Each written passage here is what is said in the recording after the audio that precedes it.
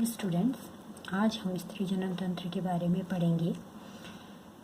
जो स्त्री जनन तंत्र होता है, आप जानते हो कि इसमें काफ़ी चीज़ें इंक्लूड हैं। ये तो जनन तंत्र है, इसके अलावा इसमें स्तन ग्रंथियाँ भी आती हैं, क्योंकि जनन करने के बाद शिशु के पोषण के लिए भी स्तन ग्रंथियाँ आवश्यक होती हैं।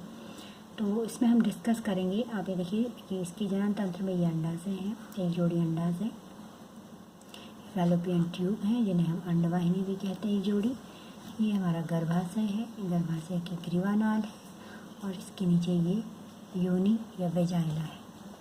ठीक है, ये गर्भाशय है, ये गर्भाशय की ग्रीवानाल है और ये योनि कहलाता है। अगर हम बात करें, ये जो हमारा जनन तंत्र है, स्त्री जनन तंत्र, ये श्रोणि क्षेत्र में पाया जाता है बेटा।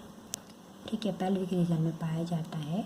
और इसमें ये जो ओवरी होती हैं, ओवरी आप देखिए लिगामेंट से जुड़ी होती है, स्नायु से निचले उदर में, पेट के निचले भाग में स्नायु के द्वारा ये जुड़ी होती हैं। और इधर जो ये स्नायु आपको दिख रहा है, इसको सस्पेंसरी लिगामेंट कहते हैं। ये ओवेरियन लिगामेंट है।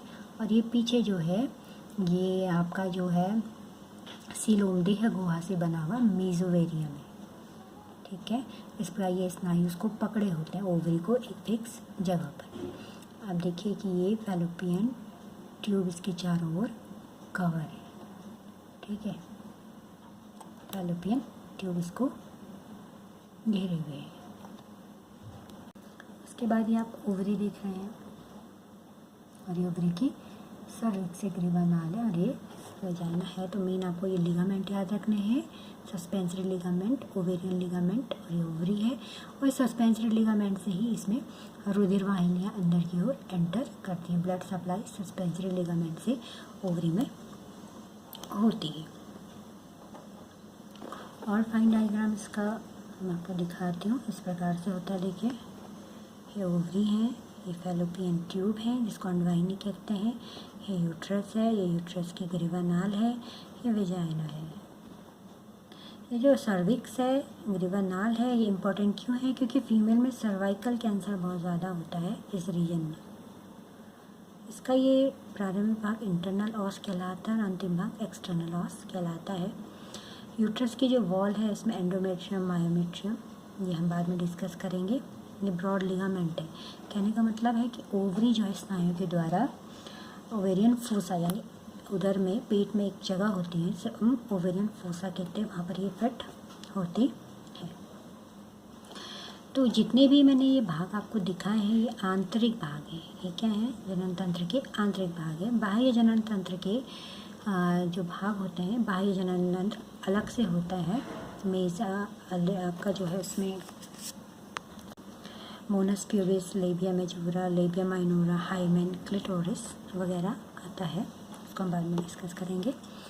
अभी हम मेनली आपको ये आंतरिक जनन तंत्र के बारे में बता रहे थे। तो बाह्य जननेंद्रिय में आप वेजाइना को इंक्लूड नहीं करेंगे। वेजाइना एक आंतरिक जनन अंग है, योनि जिसको कहते हैं। अब इसमें स्त्री जनन तंत्र में इस जनन तंत्र के कई काम हैं। जैसे ये जो ओवरी है, ये एक्सेल बनाती है, ओवरी एक्सेल बनाती है।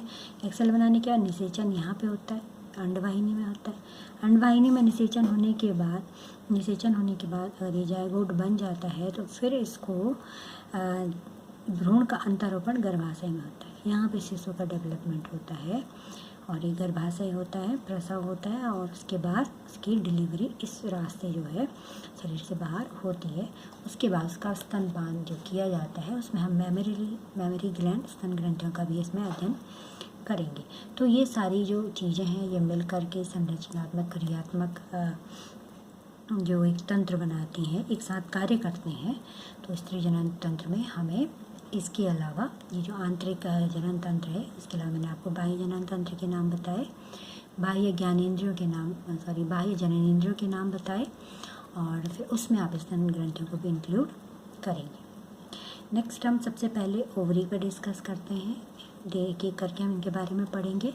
तो ओवरी जो है ये 2 से 4 सेंटीमीटर लंबी होती है। ये बादाम के शेप की होती है और इस क्षेत्र से ये जो सस्पेंसरी लिगामेंट है, यहाँ से इसमें ब्लड कैपिलरीज या ब्लड वाहिनियाँ प्रवेश करती हैं। ये प्राथमिक जनन अंग है। जैसे आप जानते हो नर के केस में प्राथमिक जनन अंग क्या था, वृषण था, टेस्टिस था। वैसे यहाँ प्राथमिक जनन अंग हमारी ओवरी होती है। ठीक है, तो मैं आपको इसमें थोड़ा सा इसमें नाम आपको एक बार फिर से बताती हूँ। स्त्री जनन तंत्र के 2 भाग होते हैं, बाह्य जननांग और आंतरिक जननांग। बाह्य जननांग में आपका आता है Moonis pubis, labia majora, labia minora, clitoris, hymen, और ये इसके आपके बाह्य जननांग में आते हैं। आंतरिक जननांग में आपका आता है अंडाशय, अंडवाहिनी, गर्भाशय और योनि। ये मैंने आपको इस तरीके से नोट्स इसमें बना के दिए हुए हैं, देख सकते हैं। बाह्य जननांग mons pubis, labia majora, labia minora, clitoris और हाइमेन। और आंतरिक जननांग में अंडाशय, अंडवाहिनी, फैलोपियन ट्यूब, गर्भाशय और योनि। आपको ये इस प्रकार से पढ़ने हैं। अब हम सबसे पहले अंडाशय पर डिस्कस करेंगे। अंडाशय हमारे लोअर एब्डोमेन में पाया जाता है, यानी कि हमारे एब्डोमेन के निचले भाग में अंडाशय पाया जाता है। अंडाशय हमारा 2 से 4 सेंटीमीटर लंबा होता है। ये आपको बाह्य संरचना अंडाशय की दिखाई है इसमें, और मैंने आपको बताया है कि ये स्नायु के द्वारा लोअर उदर में अटैच रहता है। अब हम बात करते हैं ओवरी की। तो ये हमारे पास ओवरी का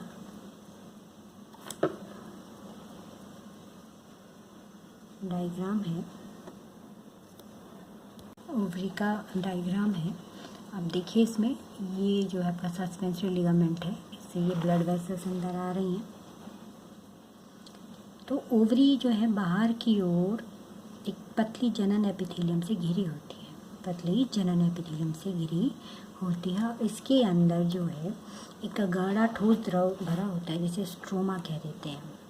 ठीक है, देख सकते हैं आप, ये ठोस है, फाइब्रस है, पतला नहीं है। ये 2 भागों में बटा होता है। जो बाहरी भाग होता है उसे हम कॉर्टेक्स कह देते हैं, बलकूट। आंतरिक भाग जो है मेडुला कहलाता है। तो ये जो बाहरी भाग है डेंस होता है, घना होता है, और आंतरिक भाग थोड़ा लूज होता है।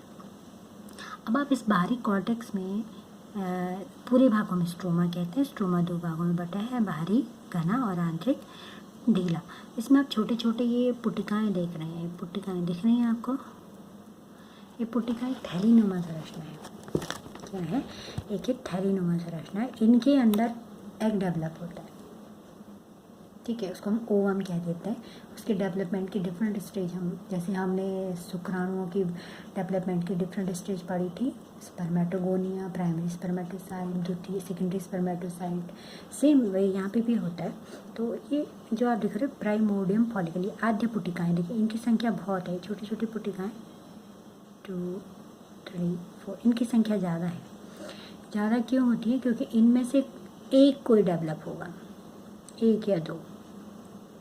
जब ये डेवलप होते हैं तो इन्हें प्राथमिक पुटिकाम कह देते हैं। पुटिका यानी थैली। अब इन थैली के अंदर क्या है? विकसित हो रहे एग है। ठीक है, तो हम एक जनरल हमने इसको प्राइमरी ओवम कह दिया। ये प्राइमरी ओवम है और इसे प्राइमरी पुटिका कह देते हैं। इस प्रकार ये बड़ी होती जाती हैं। देखिए डेवलपिंग फॉलिकल है, ये सब हम आगे डिस्कस करेंगे। और इसकी टीएस आपको ढंग से आनी चाहिए। तो डेवलपिंग फॉलिकल है, तो ओवम भी इसमें डेवलप हो रहा है। बाद में इसमें एक कैविटी बनती है, एंट्रम कहते हैं जिसे। जब ये फुली मैच्योर हो जाता है तो हम इसे ग्राफियन पुटिका कहते हैं। देखिए मैच्योर यानी परिपक्व। जब ये परिपक्व हो जाती है तो ये फट जाती है। ठीक है, यहाँ से स्टार्ट हुआ आद्य पुटिका, प्राइमरी पुटिकाएँ, विकसित हो रही पुटिकाएँ, और जब ये परिपक्व हो जाती है यानी ये जो है सेकेंडरी oocytes में बदल जाता है, जैसे सेकेंडरी ओवम हमने कहा है, तो उसके बाद ये रप्चर होता है यानी ये ओवम यहाँ से रिलीज़ हो जाता है। अब ये रिलीज़ होके कहाँ जाता है? ये आप यहाँ पे देखिए,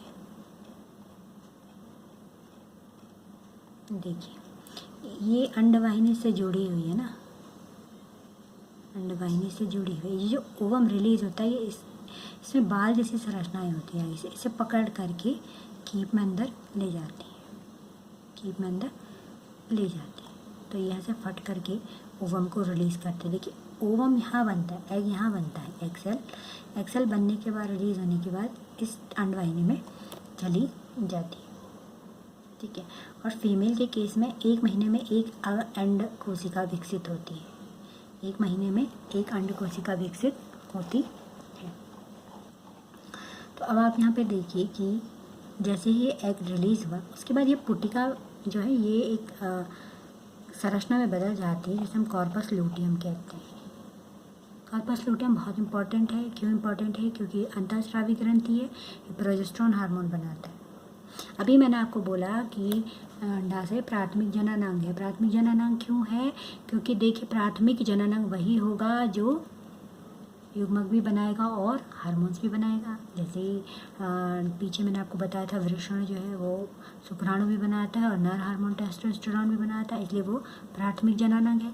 सेम वे फीमेल के केस में ओवरी प्राथमिक जननांग है, क्योंकि ये मादा अंडे युग्मक भी बनाती है और हार्मोन्स भी बनाती हैं। ठीक है, तो ये जो पुटिकाएँ विकसित होती हैं ये एस्ट्रोजन हार्मोन्स बनाती हैं और ये कॉर्पस लूटियम प्रोजेस्टेरोन हार्मोन बनाता है और कुछ समय बाद ये भी नष्ट हो जाता है और एक और संरचना बनाता है जिसे हम कॉर्पस एल्बिगेंस कहते हैं। अभी आप नाम याद करिए, के बारे में डिटेल में पूरा डिस्कस हमको इसमें करना है और मैंने नोट्स में भी इनका क्रम लिखा है। सबसे पहले आद्य पुटिका, फिर प्राइमरी पुटिका, फिर डेवलपिंग पुटिका, फिर परिपक्व पुटिका जिसे ग्रेफिन पुटिका कहते हैं, फिर रप्चर पुटिका, इसमें से ओवम रिलीज हो जाएगा और ये आपकी कॉर्पस लूटियम है। ठीक, ये मैंने और फाइन डायग्राम्स में दिखाया है आपको किस प्रकार से ये आद्य पुटिकाएँ हैं। ये प्राइमरी फॉलिकल है, ये सेकेंडरी फॉलिकल, ये ग्रेफिन फॉलिकल है। इसमें से आप देखिए कि ये जब परिपक्व हो जाता है तो ओवम ये रिलीज़ हो गया है। सब हम डिटेल में स्टडी करेंगे और उसके बाद जिसमें पुटिका बचती है कॉर्पस लूटियम और कॉर्पस एल्बिगेंस। ठीक है, और इसकी जो ये जर्मिनल एपिथेलियम है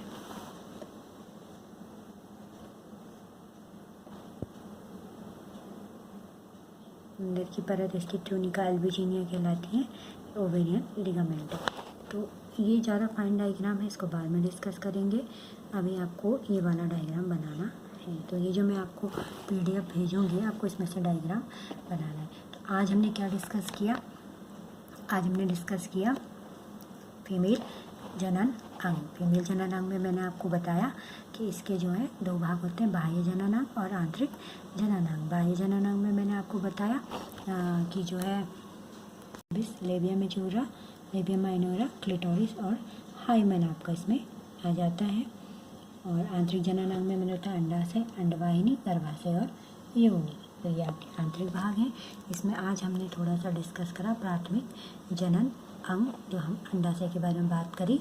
अंडाशय में हमने देखा कि अंडाशय में अंड कोशिकाएँ बनती हैं और 1 महीने में एक अंड कोशिका बनती है, जो 14 दिन के बाद इसकी साइकिल होती है 28 दिन की, और 14 दिन के बाद वो रिलीज़ होकर कहाँ पहुँच जाता है? अंड वाहिनी में।